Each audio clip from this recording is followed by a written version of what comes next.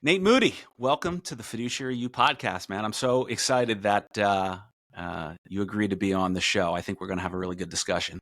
I am here. I'm excited. I'm looking forward to today's conversation. Awesome. We just prepped a little bit. I think we have some really cool paths that we can kind of go down. I feel like what I love about you is you're very active on LinkedIn, and you have really good spicy takes in a lot of cases that I like, but that aren't spicy for the sake of being spicy. I think your takes, it's very clear that you think deeply about this business, and a lot of your perspectives tend to be counter from what I think the prevailing wisdom is. And every time I read stuff that you post, I don't agree with everything, but I find myself agreeing with a lot of what you say. And I'm like, that's a really good perspective, or that's a really good way to kind of position this.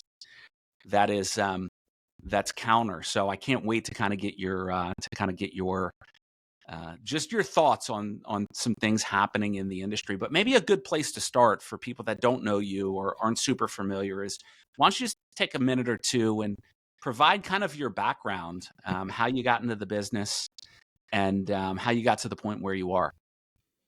Yeah, no, it sounds great. So I'll start because I think it actually helps explain sort of why I'm as evangelical as I am at times. So I grew up in a sort of family-owned business type environment. My dad, we were chatting before, started his business when he was in high school. It's a collision repair. So he started off basically helping to fix vehicles and had always been a very, I would say, servant style leader, and was very paternalistic around sort of what your role is as a business owner as it relates to your coworkers. And that very much is integrated into how I view our role as, in some cases, a caretaker of our clients' employees' financial world. So I just want to kind of start there. So that was sort of the world I grew up in. So always was very entrepreneurial by, I think, nature. Knew I wanted to do something in the realm of math or finance. That was what I always gravitated to. Just went to a small public school in my hometown in Gorham, Maine. Went to college in Maine as well, a school called Bowdoin. Did a couple internships while I was there. I started to kind of narrow my focus into the financial advisory space. And then it was actually my senior spring that I ended up interning at the firm I work at today, LeBell Harriman. At the time, we're joking, I couldn't even spell 401k. There's, nobody in the history of 401ks has grown up wanting to work on 401ks as a kid. Started to get exposed, not just to 401k plans, but really just the culture of LeBell Harriman and some of the people here. And both co-founders at that time were still working here. Ended up, after I graduated, thinking I wanted to go to Boston and New York City, which is where, a lot of my peers from Bowdoin were heading, and knew I wanted to stay in the financial advisory world. And it was actually my dad who sort of pulled me aside and say, hey, listen, if you want to be in this business, it is very much a relationship focused business. And just like compound interest, and the earlier you start, the better, the same is true with building out a network. And I knew at some point I wanted to come back to Maine, raise a family in Maine, whatever the case, settle down in Maine. And so he sort of basically made the point of, if you stick around here, you're going to be that much further ahead than a lot of your peers. Not that you wouldn't learn a ton going out to the big city and sharpening your teeth there. And I thought for once, wow, that's actually pretty good advice. And so I decided to stick around, start working at LeBell Harriman as an analyst on what was then our retirement plans team. Did that for 3 years, got licensed, became one of our retirement counselors, which is really what we call our kind of education-focused and participant-focused individuals within that team.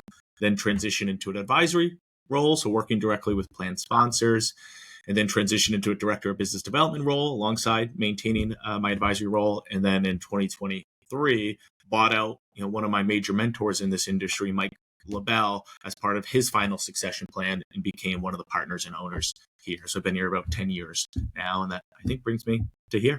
That's awesome. That's awesome. What attracted you to the employer side as opposed to maybe the personal wealth side? Yeah, I would say two things. One, I obviously growing up in sort of a business focused household, I just was always around business owners and I just loved the opportunity to get exposed to all these different, at times random businesses that we work with at LeBell Harriman throughout the state.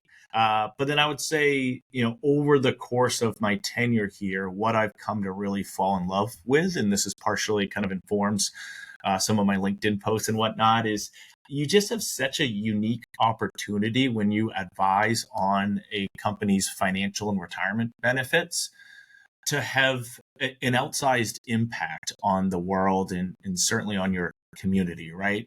Not to say that working with individuals and families, you're not building a really strong, intimate relationship, but when you're able to help a business owner or, a organization add automatic enrollment, change out investment option, lower their fees, you're not just impacting the organization, you're helping, in some cases, hundreds, if not thousands of underlying participants. And you don't get the same level of like one-on-one gratification. Like, right. I don't think I've ever had a participant come up after 40 years and be like, hey, thanks for auto-enrolling me. Right.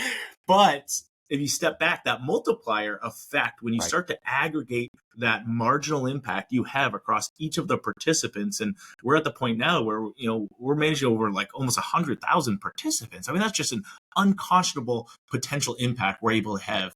And most of those folks are right here in Maine, which are the people that really get me out of bed every morning. So that's really what's always kind of gravitated me towards that end. And I feel like it is very strategic in a number of different ways, and you're constantly being pushed. I mean, our industry is just evolving so much in the last 10 years, whether from technology or regulatory updates. It's a fun time to be in this industry, at least from my perspective. Right. Yeah, it's so funny you saying that. I mean, that's when we started our RIA back in 2004, we were all private wealth, and which was great, and we were going after kind of that mass affluent, high net worth, not ultra high net worth, but high net worth individual. And it was great. We had these deep, you impact kind of fewer people, but you go deeper because you just have the ability to do that. But one of the things that attracted me to the 401k side, when I really, a couple of years in, kind of fell into it, was exactly what you said, was this idea of, I felt like we gave really good advice.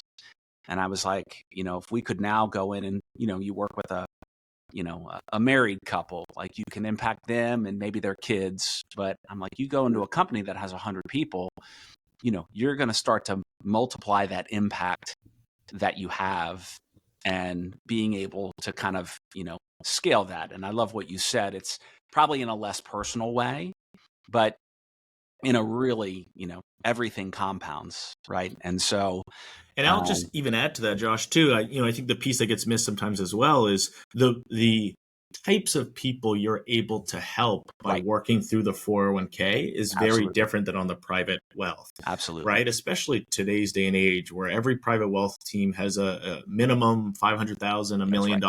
There are so many folks out there who desperately need help, but nobody's willing to work with them, or they price themselves out of that market. And so I think, that's one of the really unique attributes of the 401k or sort of a workplace retirement model, is the ability to still reach and provide guidance to those employees who candidly often need the most help, and they end up getting the least. So that's kind of that extra piece too. It's not just the breadth of impact, but the types of people you're able to impact. And those are the people that are honestly, like, I don't, this is a trope, but are truly salt of the earth, like working their tail off for these businesses just to put food on their family's table, just to be able to set themselves up for retirement, their family up. So that's the stuff that gets me pretty jazzed up.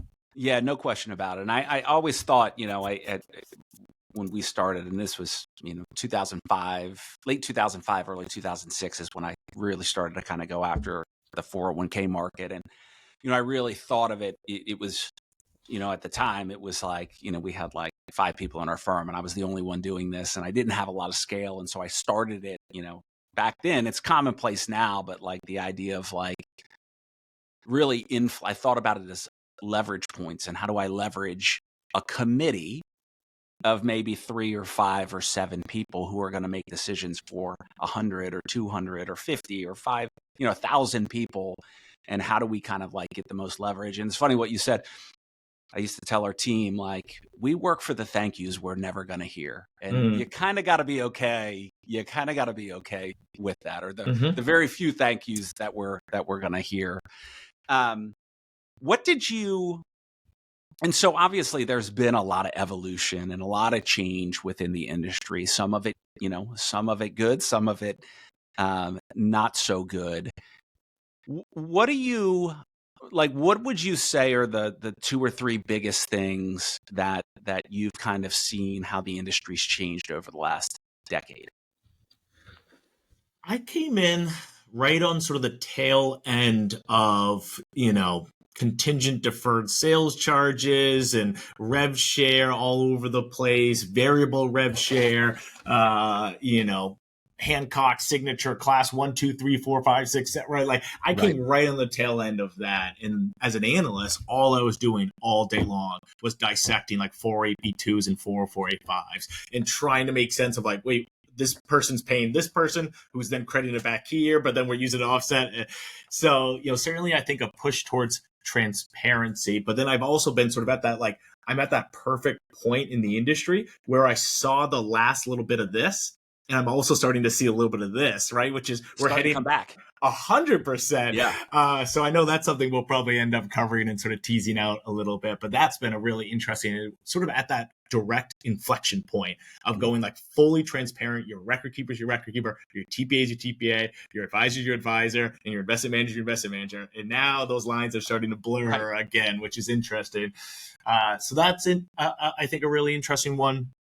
I would say just the technological advancements within sort of the ability to deliver either education or financial wellness. And I understand that financial wellness, for a lot of folks feels like a buzzword, and I'm sure in some cases it is. But that does not, I would say, take away from the fact that it is highly, highly needed out there. I mean, we do financial education all the time, and the level of financial literacy, or I guess lack thereof, is pretty appalling. And that's really where financial security starts. Now, there's a component of that really has to take place in the classroom as opposed to, when you're 40, 50 years old.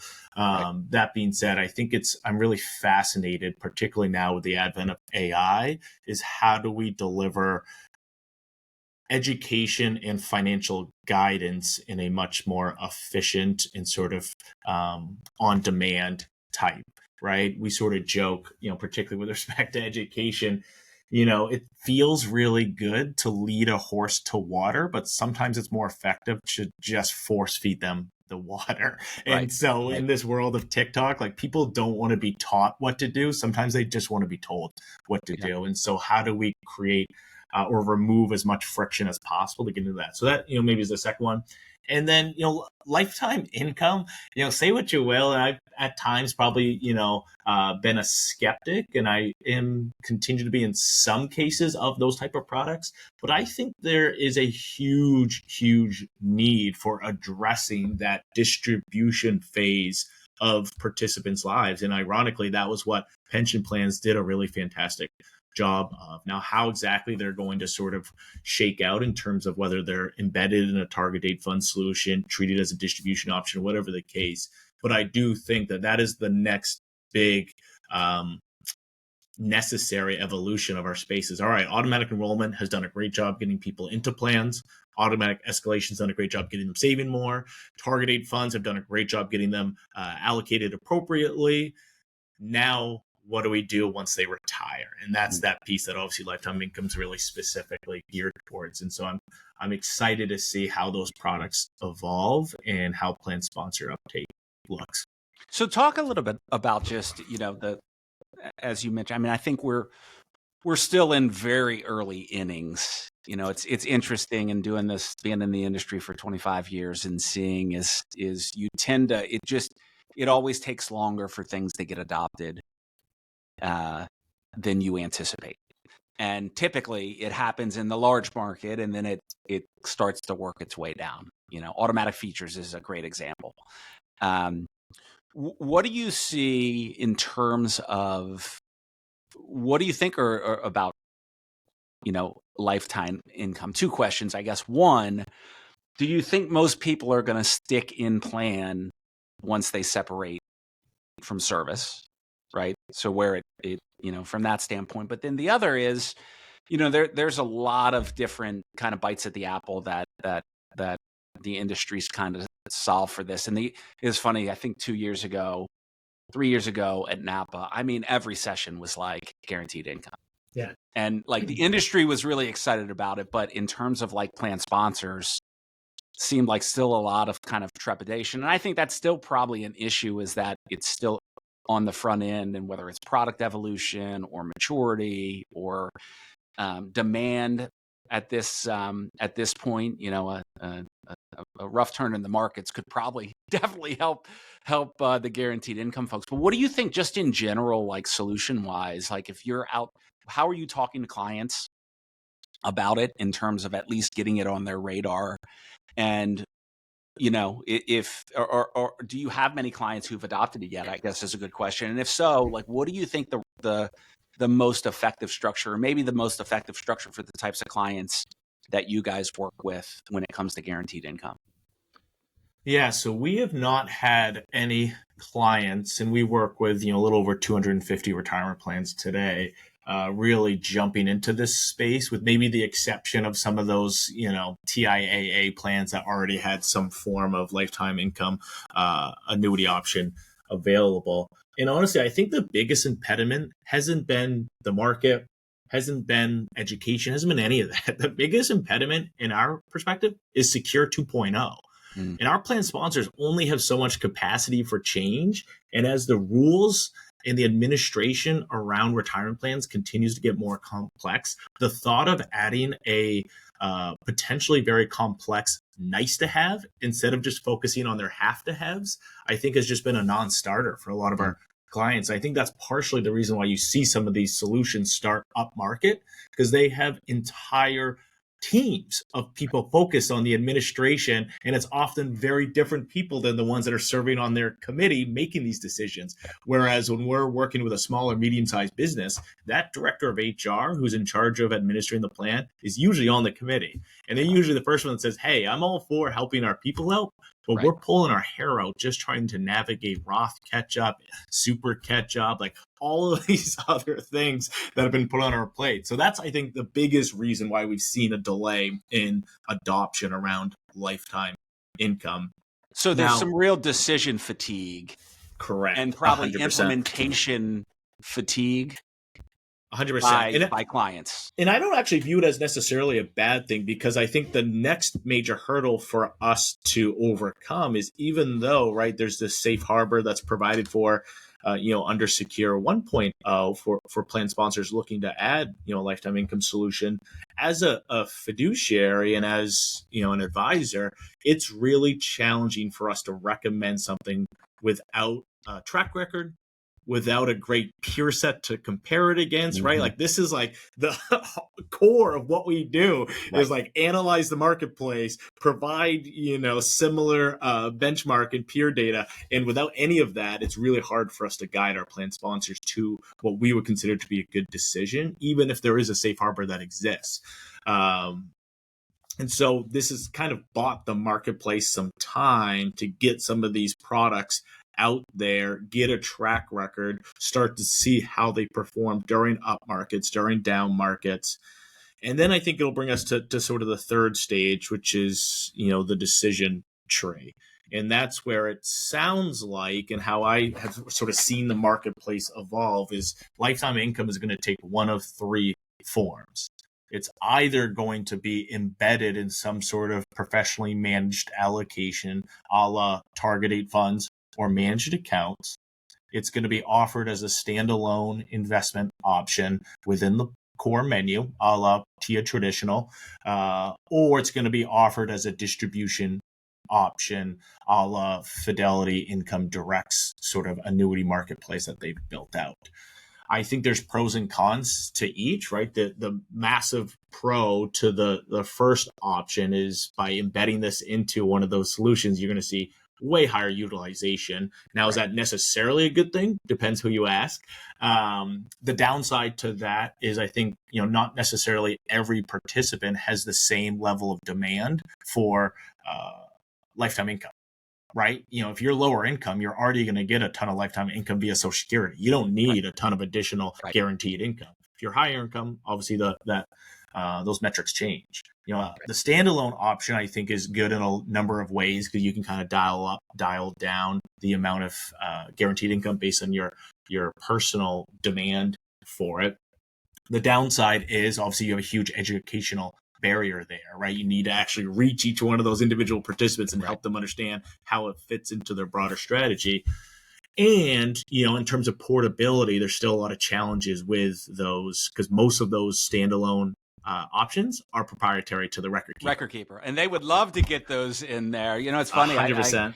I think that's one thing that isn't talked about in a lot of cases is you actually now, as a plan sponsor, potentially get really held hostage. Let's say you want to move let's say the service is really bad by the record keeper and you want to move, but there's a decent amount of assets that are locked. And how do you do that? It's funny. It's, and this actually might be a good segue to what I would imagine at some point we'll talk about, which is pooled employer plans or PEPs. Which is, we as an industry have done a fantastic job of educating our clients for the last, 20 years that independence is good. You want a separate, the three-legged stool, separate record keeper, separate administrator, separate advisor. So that way, if one of their service model or fees are off, we can remove and replace. Right. And this idea of now moving in proprietary investments that might handcuff your ability to fire your record keeper, but maintain the investment option or vice versa, is I think a very similar challenge that PEPs are facing, which is, hey, come join our PEP. But if you don't like our 316 or you don't like our record keeper, or you don't like our 338, not only can you not fire them, you have to start a completely new retirement plan to get out of this thing. Right. I mean, talk about handcuffs. It's Hotel California, man. You check in, but you can't check out, really. 100%. Yeah. So, and that is great. So I actually just in preparation for this, I think last month, you wrote a blog post or an article that basically talked about, hey, pump the brakes a little bit on one of the pitches of a PEP is like, hey, you don't need an audit anymore. We'll take care of that for you. And you kind of like extolled the virtues of what I would say, the audit for kind of small plans and whatnot. And, obviously PEPs and depending upon I've always kind of been a bit of a PEP skeptic. They really kind of started to come into fashion as, after I'd kind of like, transitioned into kind of like Act 2. And I always kind of felt like, you get some people that are like, everything's a PEP or nothing's a PEP. And I was always like, well, I feel like a PEP is more of like, it's a tool in the toolbox. Your dad was a, collision repair, right? I would imagine. And I think you said he's kind of grown that business now where there's like, they have 15 locations, right? They probably spend a ton of money on tools, but that's because they've got really good mechanics that, you want to give them as many tools as possible. And there's sometimes where there's a job that's required. They might only use that tool once a week or once a month, but when they need it, boy, it's a really good tool to be able to have. And actually, Patrick Bushlack from The Standard, who's gotten to be a really good friend of mine, really, I think, kind of broadened my aperture from a PEP standpoint. I'm still not in the camp of like everything. I think PEPs are great where advisors are like, wow, I can scale. Like I can have kind of like one meeting or one fund lineup. And my concern with PEPs sometimes is you actually will get farther away from the plans, the committee, the key decision makers, and lose your ability to actually influence, the investment lineup. Like that's 5% of the gig. There's, what you were talking about, conversations around whether it's plan design or not just like everybody says we'll benchmark your fees, but really more like, well, what's the philosophy in terms of how we're going to optimize cost structure, whether that be not just what we're going to pay but what's the structure? How are we going to allocate, or really understanding needs of like participants? And so I feel like anything that moves you away from like those key decision makers where you can really drive leverage, at least from my perspective, I think it's a bad thing. But What have you, like, where your firm, like, you know, a lot of firms now, they're creating their PEPs. They're trying to get everybody in there. Like, what's at a firm philosophy and at a personal philosophy with your clients, you know, where do you land in that, and what camp do you kind of fall in, and you know, how do you approach the idea of, I'm sure you get hammered by, like, you know, wholesalers around, like, you should build a PEP, you should use our PEP. Mhm. What's the overall firm philosophy that you guys have, and your own philosophy as it relates to that? So I would say, yeah, there's kind of, will bifurcate my views in two different areas. One is sort of my views of PEPs within the industry more broadly. And then one would be my view of like independent local advisors going the PEP route. Mhm. My concerns with PEP within the industry more broadly is, you know, I think actually JD Carlson and sort of Retireholics, they've always done a really good job of highlighting this, which is at the end of the day, and at least until this changes, advisors have always and likely will always be the distribution channel through which retirement plans are sold. I hate to use that word, but let's just say sold.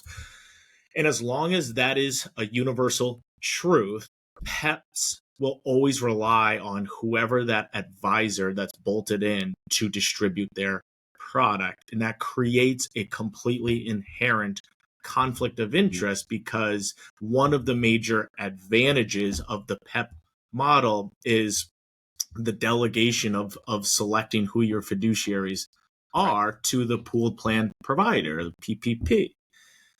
But how could a PPP provide objective oversight of the 338 if it's the 338 that's distributing that? Right? It's like, it's just... The cops never got themselves a speeding ticket, and they certainly aren't going to give a speeding ticket to one of, you know, to the chief of police. That's exactly right. So that's, you know, one of my major, and then that kind of, you know, put me down the rabbit hole of, well, let's sort of untangle what some of the other quote unquote benefits of a PEP are. One of which that's often referred to is avoiding the audit. And this kind of brought me down one of my nerdier paths ever, which for a 401k advisor is saying something. But I think it sort of calls into question, like, does the audit serve a purpose? And if so, what's lost by avoiding that? And I do think the audit serves a really important process. And the jury is still so far out with PEPs because they're so new of, you know, if these plans are not being administered correctly, what's that going to look like when the Department of Labor or the IRS starts really looking under the hood of these programs? And you might have mistakes and errors that are going to now go back 3, 5, 7 years that would have otherwise been caught in the same year. And that correction process looks and costs very different when you catch it 5 years later versus within the same year. Well, and I think one of the really important points there, especially, and this is as I get on kind of my soapbox a little bit, I feel like the industry in general has always talked about, you know, it kind of the really good advisors don't do this. They don't fearmonger, but there still is a lot of fearmongering about fiduciary liability. But like, and I've said this numerous times on this podcast. I mean, I interviewed Jerry Schlichter, and he's like, look, litigation isn't like $200 million plans is kind of the floor because of a whole range of issues, but mainly like you can bankrupt your law firm by getting into this litigation. So the juice has to be worth the squeeze. And so fiduciary liability for down market, you know, and especially when you get under, you know, $25 million plans is pretty much non-existent unless there's fraud. What is real is and much, much more likely is the risk of operational failure. And those things, we talk about if you're an HR director, a career limiting maneuver, operate your plan incorrectly and have a 6-figure correction that you have to go through. It's a really easy way to, like, you know, be out looking for a new job. And I think to kind of your point, one of the things I thought was great about what you highlighted in that article as well is the industry kind of pitches this magical fiduciary fairy dust and like, oh, operational, you've got a 316 and you can outsource it now. But so much of that is dependent upon how the agreement is written. And I don't know of any 316s that are, I could be wrong, but that are taking on responsibility for, you know, getting, you know, payroll into, Mm-hmm. funding the plan. And that's where a lot of these things, a lot of operational failures come into play. And so if you kind of think, oh, this isn't my responsibility, and then, bad data in, bad data out, Exactly. you're going to it's very likely that you are going to hold up your agreement and they're going to be like, oh yeah, we scoped that out. This is back on you. Yeah. Was that kind of your point? Yes, exactly. Because that's, when you bring up this idea of, avoiding the audit, that's always sort of the catch, which is, oh, well, we have a 316. So who cares if there's an error? We'll take care of it. It's like, well, no, you won't. And you have 90 pages of ways in which you're going to avoid actually being held accountable for this correction. And then maybe the last piece, Josh, that, I'm skeptical of is, and this is something we talked about earlier, is just sort of the lack of choice, right? Like once you bolt into one of these PEPs, if for some reason one of those service providers is not delivering on their promises, your ability to leave that PEP is really, really challenging. And it kind of leads me into one of the reasons why we've really avoided the temptation of going with the PEP option or even having that tool in our toolkit is we feel like it commodifies the entire retirement plan experience. And we don't want to be a commodity, and we don't view ourselves as a commodity. And I know for a fact that there are plan sponsors who want their retirement plan to be a commodity, and that's completely fine. But if that's the case, we're never going to be the right fit. And if you really want to go the full whole hog commodity, then why would you pick our PEP? Pick Aon's, pick the biggest PEP you can possibly find, because that's probably going to have the lowest fees. And you don't care about anything else besides low fees and no work. Beautiful. You will never be a good fit for our PEP, even if we started it, because it's never going to be as cheap as, It's going to be one PEP to rule them all, in my perspective. So why chase those short-term dollars? If you don't value the work that we do as your advisor in selecting your different service providers, in managing your investment lineup, and delivering that education, then we're probably not a good advisor for you. And I'm more than comfortable. I don't want to have plans just for the sake of having plans that we can tack on our little fee and then we forget about them. That's not our model. We're not in it for the fees. We're in it for the impact we can have. We're always going to be able to have more impact when we're working on an individual standalone basis. And if ultimately you're looking for some efficiencies, you can achieve the vast majority of those same efficiencies that are sold by PEP providers through either like a GOP, like a group of plan solutions, where they still have their own 5,500, but maybe we go 338. Maybe we bring in a 316, right? You can still get pretty darn close. And often it's at or even sometimes lower fees, which kind of makes you sort of chuckle. It's like, how's that even possible? But that's kind of how we've thought about PEPs. Now, I try to keep a somewhat open mind. So if things evolve and change, I'm sure it'll something we'll revisit. And we did a full PEP RFP. We looked at all the pros and cons, and we really just came back to sort of that point of, hey, this is not really in our ethos of putting participants first. And that's always going to be our identity. So it's just not a good fit for us as a firm. No, I think, and again, that's why I wanted to talk to you in a lot of ways, because I think, what I'm impressed by just, interacting from afar with you, through LinkedIn and whatnot, is that you do think deeply about these things. It's not, you're not robotic in terms of like, oh, this is like talking points. Let me go. You run it through kind of like a filter of like, hey, does this fit for us? And I love what you said about just, I think advisors a lot of times, feel like when they're pitching for business that they're getting interviewed, and, and there's certainly, that's true. I know for me, and I've talked about this before, was what I think prospects didn't know was like, I was actually interviewing them as well, because I wanted to make sure that they were going to be a good client to work with, that if we weren't a good fit, I think I mentioned this last episode with Grant as well, like we were going to make their life miserable because we were going to be forcing them to do stuff that they didn't want to do or they didn't value. And then in turn, it was going to make our life miserable because we'd walk out of every meeting wanting to like beat our head against the wall and be like, man, we hate those meetings. Those meetings are not life-giving. We can't. And so it sounds like you've taken kind of a similar approach in terms of, the goal isn't to work with every plan that's out there or every company. The goal is really to find those that value what you do. You're not a commodity. You're not a nuisance. And to really align closely and then do whatever you can to kind of like serve their interests and whatnot. What do you look for you? What do you feel like are the traits or the indicators of an ideal client?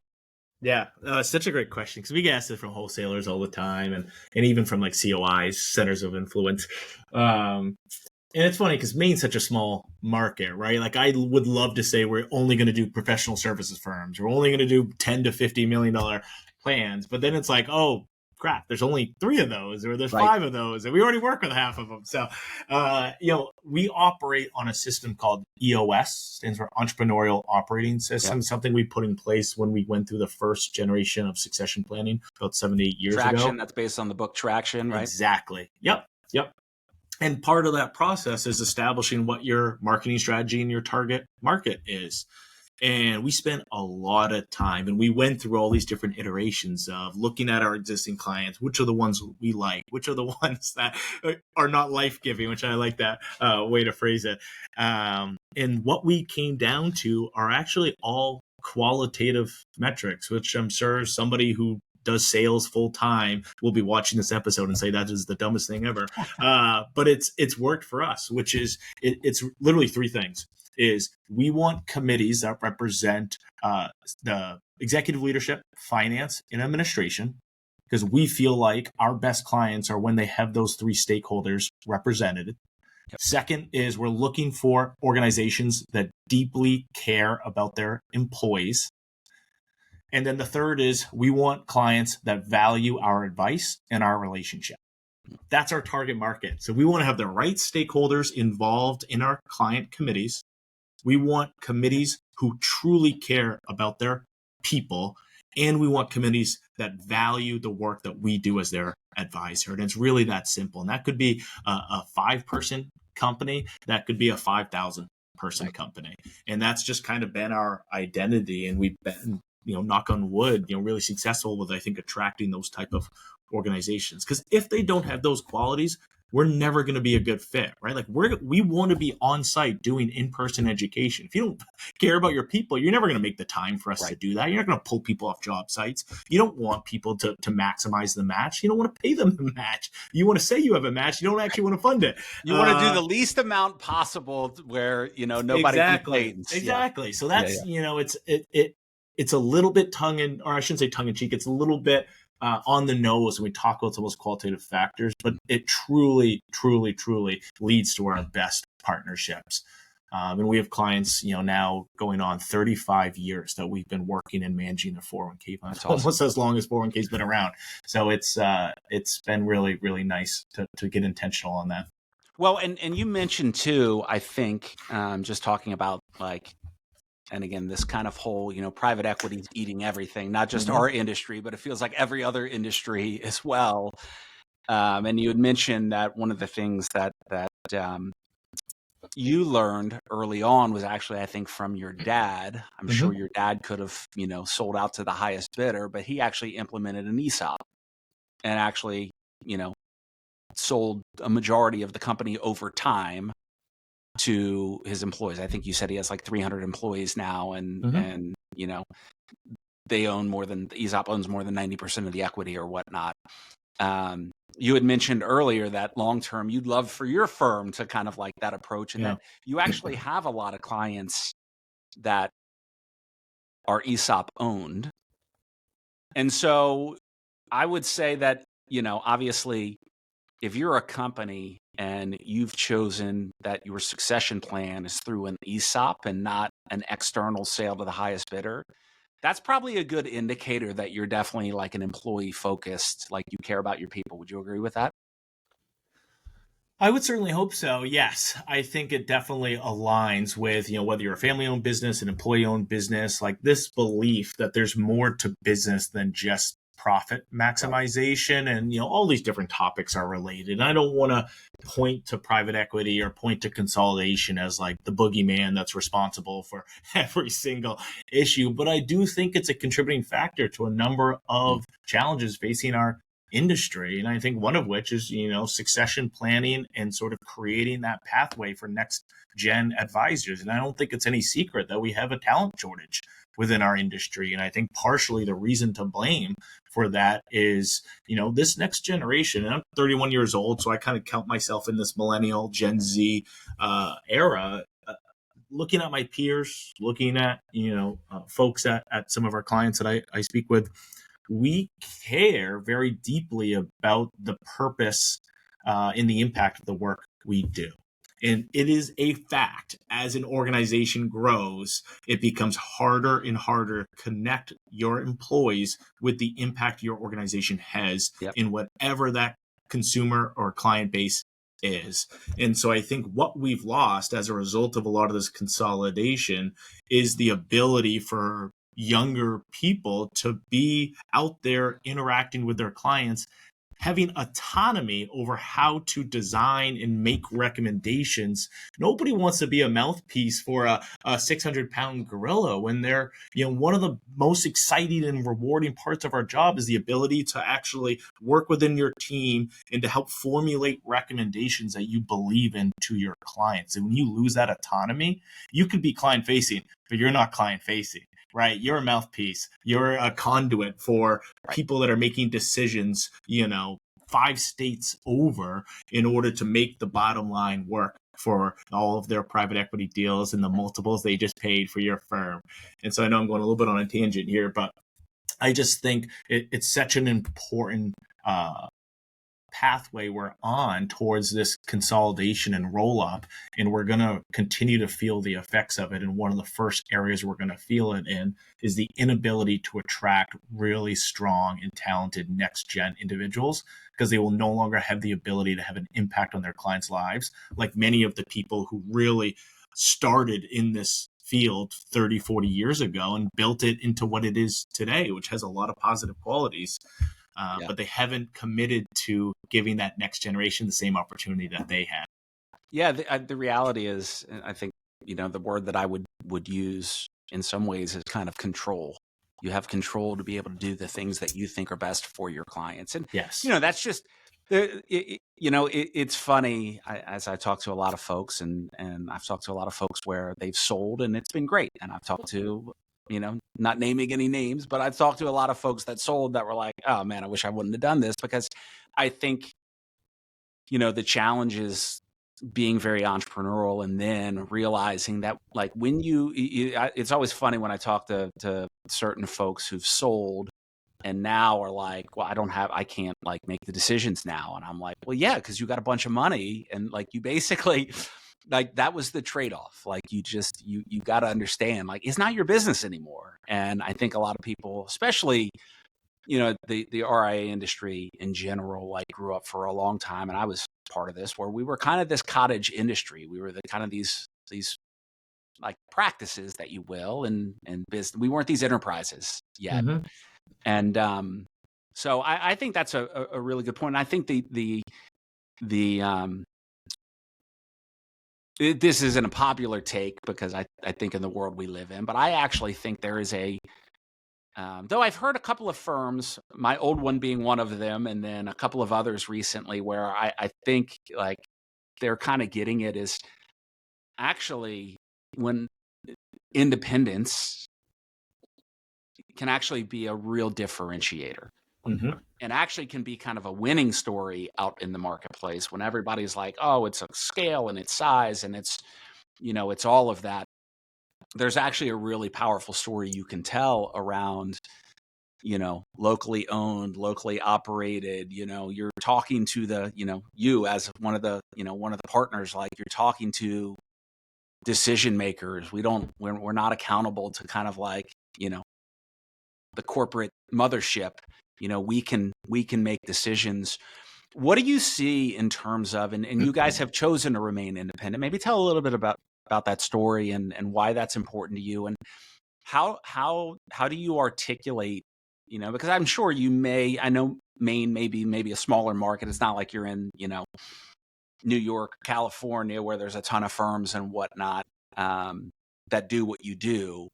But how do you articulate kind of that value prop? And you guys have, to this point, that's not to say it couldn't change. You're on your second and third gen. And I think you said a colleague that's around your age, or mm-hmm. kind of the third gen owners of the business. The first gen have kind of rolled out. You've got, kind of a second gen plus the two of you. But how do you articulate like that value proposition of like independence? And what do you think? I mean, is that how do you use that to differentiate? That's what everybody struggles with. Everybody says in the industry the same thing. It's when you say the same thing as everybody else, it's really hard we live in this all the time. Clients don't. They have a really hard time, if everybody looks the same and nobody, a lot of times you don't have to be better. You just have to be different. You have to stand apart. How do you use kind of the commitment that your firm historically has embraced kind of this, hey, we are going to be independent. We get called on all the time. We're not selling. We're going to stay in control. How do you use that to differentiate out in the marketplace? Yeah, I would say probably the most important thing is really unpacking what does it mean to be independent and what does it allow you to do? Because being independent and for the sake of being independent really is meaningless to a client, right? Because you hit the nail on the head. Like they don't know necessarily the difference between independent, private equity backed, whatever the case. And so you have to make a commitment to really leaning into the areas that independence allows you to pursue that ultimately benefit your client relationship. So really there's two major areas. One is avoiding this huge proliferation of cross-selling. Avoid that temptation. And it doesn't happen overnight, right? It's a slow degradation and erosion of those sort of firewalls, right? And it can start off as innocent as you could believe, and it just doesn't take long before all of a sudden you're just pushing every new product line you have on each of your clients. And we've seen it across so many industries that plan sponsors are hypersensitive to it now. And the second is for us, our single greatest differentiator. Do we have some smart people? Sure. Do we have as many CFAs or CFPs as a creative planning or a cap trust are going to have? Heck no. Are we nice? Yes, we're super nice. Are we going to be as nice as some of these other firms with their unlimited pocketbooks? Probably not. Our single biggest differentiator is the service that we provide to our clients. And the reason we're able to deliver that service is because we're an independent organization, because we're locally owned, because we're owned by people that work in this business, we're comfortable squeezing our margins at time to deliver on that white glove experience. So maybe that means bringing on extra headcount. Maybe that means, bringing on the best and the brightest in terms of, really client focused individuals. So, are we successful because we're independent? Not necessarily. We're successful because of what our independence allows us to focus on. But the other piece I'll just maybe touch upon is you have to be intentional. Right? Like, anybody who's followed me on LinkedIn for 30 seconds knows, I'm not shy to really align what we're trying to accomplish within our clients with our external voice and brand. And my aha moment was, last Christmas. We had a client, this is a client I personally work on. It's a large not-for-profit. Their plan is $700 million. They have 3,000 employees. They're based in Maine. And we had recommended, as part of our role as their fiduciary, they put us out to bid. It had been many years since they put us out to bid. Even though we weren't technically paid out of plan assets, we said, hey, best practice, you really should go out, put us out to RFP. Now, mind you, this was 2024. In 2023, they won Plan Sponsor of the Year. An award, I'll remind you, I actually nominated them for.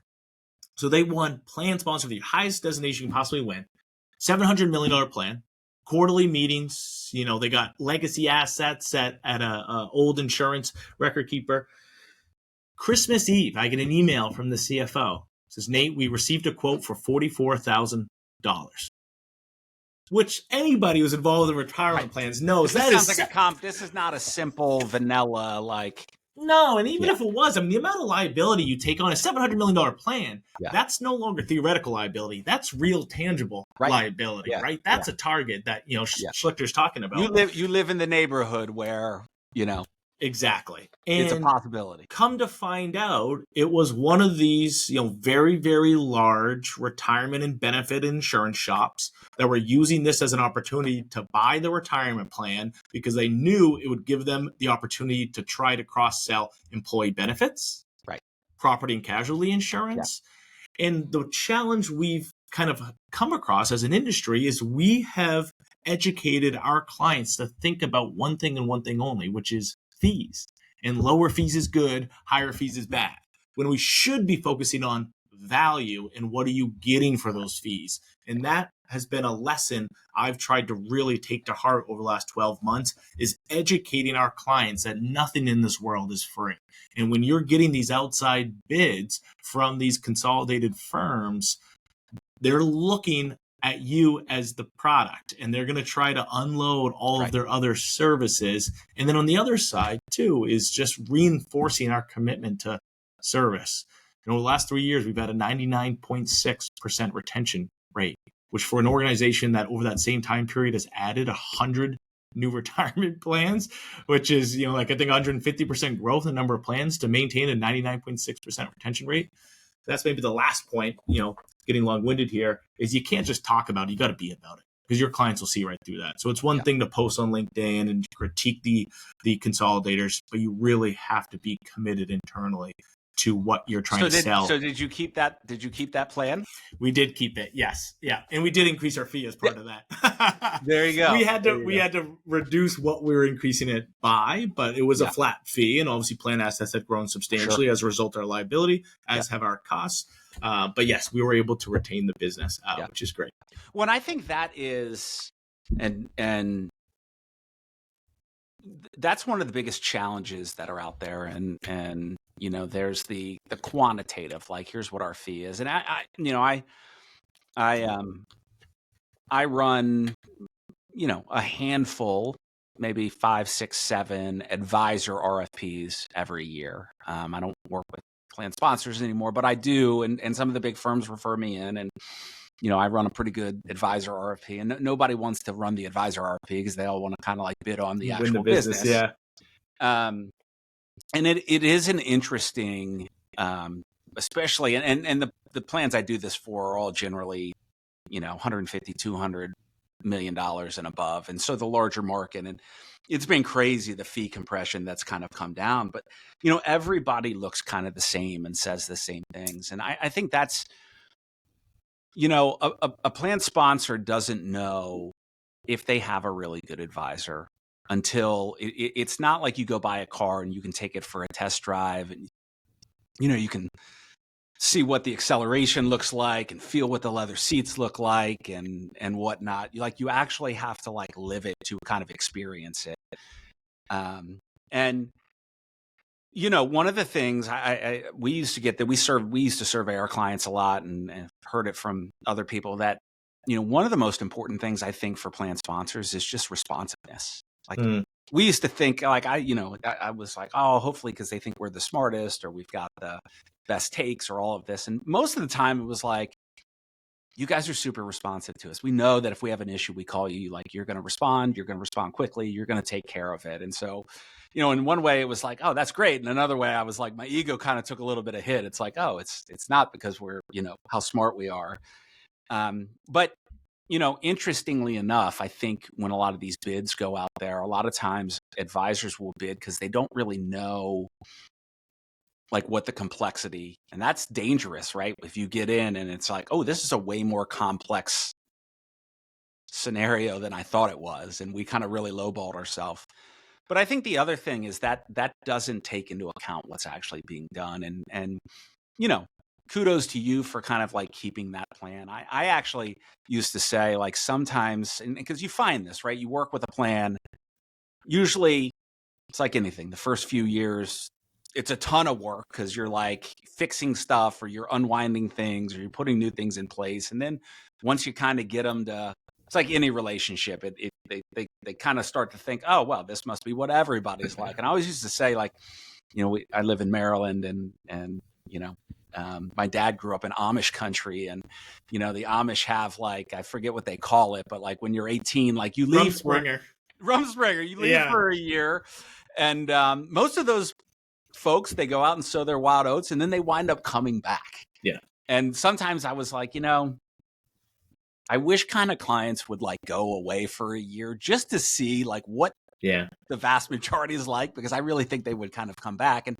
the fact that your client had kind of like experienced over time what you had done, the services, I love what you said about, we don't have to always be focused on the bottom line. Sometimes you have to do things that don't scale, which isn't a popular take right now. But sometimes, like, so true. You have to do those things that don't scale. Yeah. That's not like a bad thing. You may have a year where you do a bunch of work for a client that it's going to be less profitable, but it strengthens that bond that you have with them. And so I think the key takeaway here, whether you're, and this is, obviously with what I do now with kind of Perceptive and, our platform is really around helping advisors show clients like, here, you see all the things above the waterline that we do, but let us show you the things below that you don't really, you have to remind clients because they forget of everything you've done for them. You have to really paint that picture in a really, really clear, way. And what you said before I loved was like, you actually have to live it. You have to do it. It's easy to say the right things. And in a finals presentation, everybody says the right things. It's a lot harder to do the right things consistently over time. But if you do that, I do think, for those clients that are aligned with you, like they're going to reward you with loyalty. It's tough. I mean, I would imagine the only time you ever lose a client, not to say you'll never. I lost a client or two over time from a service standpoint, and we dropped the ball and we got what we deserved. But for the most part, the only time we lost clients was M&A. They got bought, and we were the bridesmaid and no longer the bride. But I do think that everybody talks about service, but it's one thing to talk about it. It's another thing to actually do it. And it sounds like that's some of the things I've read that you've said is like, you haven't been focused on like a ton of like outbound business development, hardcore sales, hunting, that you guys have just really leaned into serving clients really, really well. And what's happened is, they've referred you people, or you've had, a committee member who's left to go to another company. And I think what you said is like, they realized they couldn't live without us. That's the model we're trying to build. But I think you're probably right, because they got in and they were like, this isn't anything like what we had before. Yeah, no, that's exactly right. And, we don't have a single salesperson at our organization. We don't have a single person who's solely focused on sales. Our entire business development team is just made up of our advisors, our retirement counselors, our wealth advisors and whatnot. And so it just creates a much different dynamic where when you have service and sales as separate functions, you always run into this conflict of sales overpromising and service never being able to deliver on it because you just create unrealistic expectations. And I also think, when you are, in the trenches as an advisor, as a relationship manager, it helps you better understand what those types of prospective clients are really looking for. And so much of the focus in our industry, and something we talk about all the time with particularly some of our newer advisors, is our plan sponsors don't wake up dying to meet their fiduciary duty. That's not their mission in life. And even if they care about their retirement plan, which many of them do, what they care about is not fulfilling their fiduciary responsibility. It's creating a competitive benefit for their organization. It's educating their coworkers on the importance of saving for retirement and making it as easy as possible. So we focus so much of our time and attention on those. Now, obviously, you have to meet your fiduciary duty in order to do those other things. And so, we go through the QDIA reviews, we do the fee benchmark, we do the RFP, but that's not our, North Star when we're working with our clients. It's how do we make this plan as competitive as possible? How do we make running it as easy on our HR partners as possible so they can focus on what they do best? And then finally, how do we help their coworkers get the most amount of value out of this tremendous benefit? So that's really what our focus has always been. It just creates this tremendous flywheel that when you're not spending your time as an advisor out there, trying to call up business and say you're focused on, improving your clients' lives, they will be your biggest advocates. And I know that's feels like a trope, but it truly is. It is the case. Well, I think the genius of what you said, and which is so true, and fulfilling your fiduciary duty shouldn't be the primary driver. It should be the secondary benefit. Mm-hmm. And I think this goes back to kind of like when you think about one of the three pillars of like a core client is like, we want the right level of executive sponsorship cross-functionally. And then like, I think one of the most important things an advisor can do is to make it is contagious. Like if you care about this in a deep way, you can make those committee members care. Mm-hmm. And once you get them to connect, one of the things I used to do with clients or prospects is, to try to dumb things down a little bit and say, look, we want to make this retirement benefit program solution so simple. And simple doesn't mean unsophisticated. Actually, there's huge sophistication and simplicity. Mm-hmm. But so that basically none of your coworkers can throw a gutter ball with their retirement. And I would always say, I think we talk about, I'm a data guy, but I would say, look, I want each of you on the committee to, in your mind, think about the least sophisticated person financially at your company. Do you have that person in mind? And I'd give them a minute and they would say yes. And I'd say, I wanted you to think about their name. And our job as a group, you as the committee and us as your fiduciary advisor, is to be committed to making the wisest decisions possible. So we put that person in the best possible place to consider and or succeed. And, it was interesting when you can start to get those committees to really care about like their people and doing the right thing. And obviously not some companies, they just don't care, but I would argue they're not a good client for you. Yeah. But once they start to care and once they start to not think about, their people as like participant counts on a report, but actual like friends, colleagues, coworkers, that they have a real responsibility to serve, then they start to do all the things you want them to do. And when they do all the things that you want them and prod them to do, they're going to fulfill their fiduciary responsibility. Mm-hmm. It's just a natural byproduct. So it shouldn't be the goal, in my opinion. It should be the byproduct that comes from doing the right things. And it sounds like you guys have really dialed in, you've really dialed in to that. As we wrap up, it's funny. You're unique, not unique. Unique means there's nobody like you. I would say you're uncommon in the sense that you have a lot of like an extensive amount of experience, but at a really young age, at 31. And so you've got probably the hands-on expertise and experience of somebody who, has been in the industry for a long time. Like you're kind of that next gen and you've advanced a lot faster than probably a lot of your peer group in this industry, which is a function of probably the work you've done, but also the opportunity you got. Your dad gave you really good advice way back when. It's good you listened to him. I have college age kids now, and sometimes getting them to listen is a little challenging. But what do you like? What would be the top three things you would say to kind of your peer group of next gen professionals that are really looking to, get into like a similar position? Like what would be a few points of advice that you would give to them in terms of how they develop? I think professional development is a partnership, both between like who you report to, your leaders, but also yourself. The firm can't do it all for you, and you can't do it all by yourself. You found it sounds like an awesome place where that partnership worked really well. What would be your advice to your peers of next gen advisors to put themselves in a similar position that you've ascended to?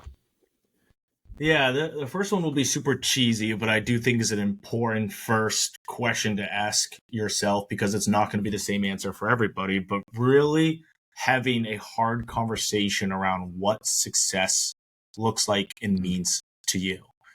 And again, it's cheesy, but it's true, because there are people out there whose success is, I want to earn as much as possible.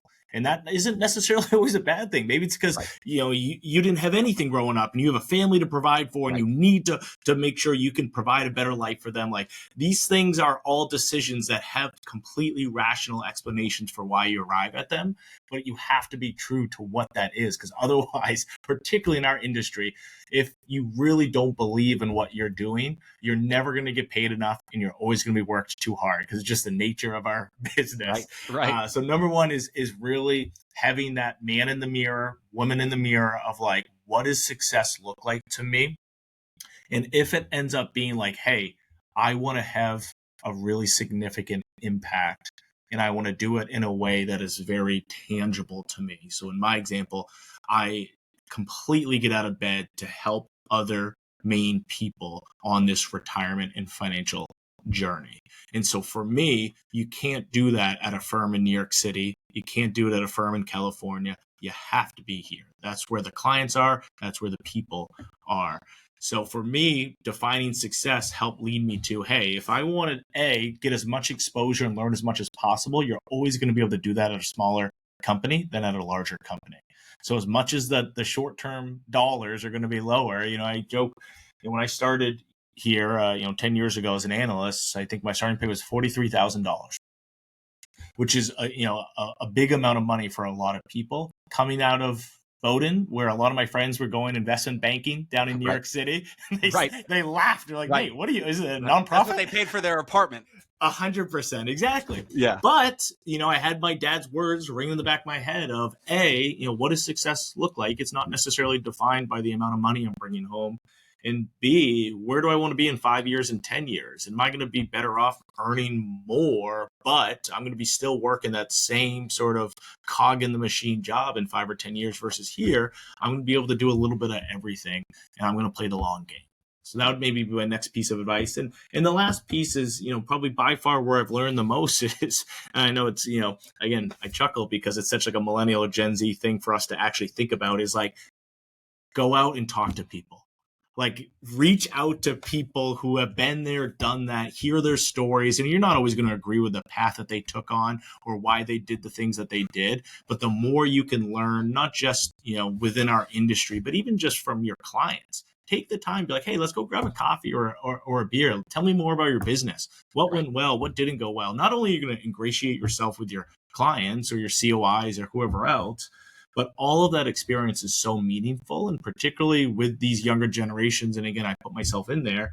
A lot of us didn't have some of the out there grinding at 14, right? And so we need to kind of play catch up in terms of some of those life experiences that create empathy and create a level of relatability, especially recognizing that this is changing, but currently a lot of our clients are 20, 30 years our senior, and they want to work with people who understand themselves and understand their people. Right. And there's no shortcuts to that. That's changing. We're seeing those decision makers turn over. But that would be my last piece. So the first one is ask yourself, what does success mean to you? Second is align your work environment around sort of achieving what that success looks like. And the third is don't be shy. Go out and ask questions. Be self-effacing and solicit that input from others. I think that's great advice. I think maybe part and parcel, like the second one you said was this idea of the long game. I think is important, is like finding a place where you're going to get like game time reps. Yeah. I played college and professional baseball. My son plays D1 golf. My daughter is going to play D1 soccer next year. And I've always said to them, like, practice is important, but there's nothing like game time reps. You are going to learn so much game time reps. So a lot of times, finding a place where you actually can be sitting in those meetings, where you can, like that work you did as an analyst to really kind of like master your craft, really I would imagine paid dividends for you when you're sitting in front of a client. It's not like theory. You you understand that. But I think, you've obviously accomplished a lot in a relatively short period of time. Kudos to you for that. With what your firm, you guys are growing and having great success and making an impact. And I think that first one you said of like, what is defining what success looks like is so important.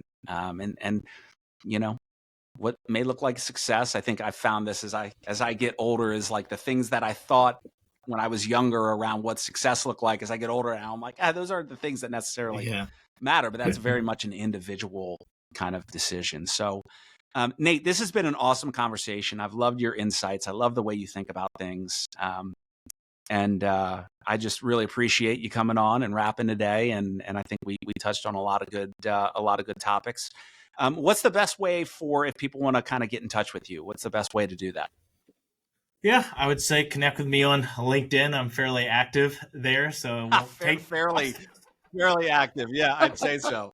So yeah, Nate Moody on LinkedIn, or you Google Nate Moody, probably 401k or Maine. I'm sure I'd probably pop up. I would imagine at this point, I posted enough out there into the ether, so I'm sure it'll show up. Awesome. Thanks so much for the conversation, and hope listeners have enjoyed it. Awesome. Thanks, Josh.